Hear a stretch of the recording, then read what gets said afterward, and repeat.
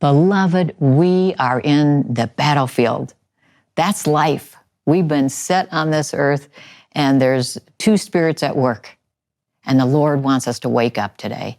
Put on those spiritual glasses, see what's actually happening so that you can respond appropriately and with power and effect over your environment.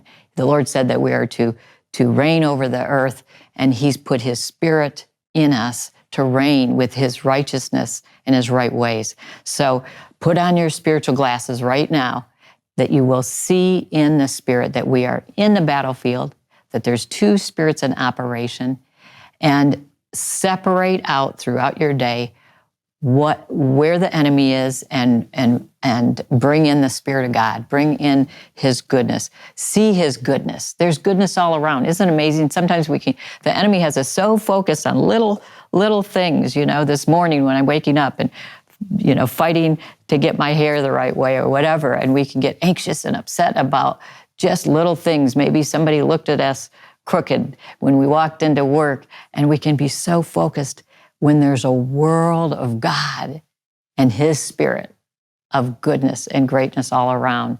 So today we've got our spiritual glasses on. We see that we're in the battlefield, and I want you to take a hold of the word that's going to be a weapon and a strength for you, and that is love fights.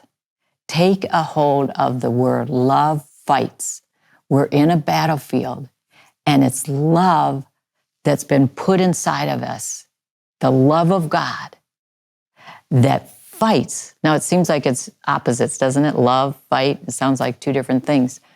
But look at Yeshua, who went to the cross. Why did He go to the cross? He went to the cross in love. His cross was His battle. It was His fight for you and for me. He went and he was whipped, and He had all kinds of wounds on His body, and the pain and the suffering, the humiliation of others, all the things that we sometimes go through, a little bit of what He went through. And He took it all. Why? Because love fights. Love goes to the cross for those that are loved. And so love fights. Yeshua showed us that when He went to the cross.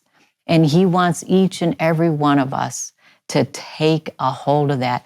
Put your spiritual glasses on. When you go into the world, see where the enemy is and take love, humble love, to fight for yourself and fight for others.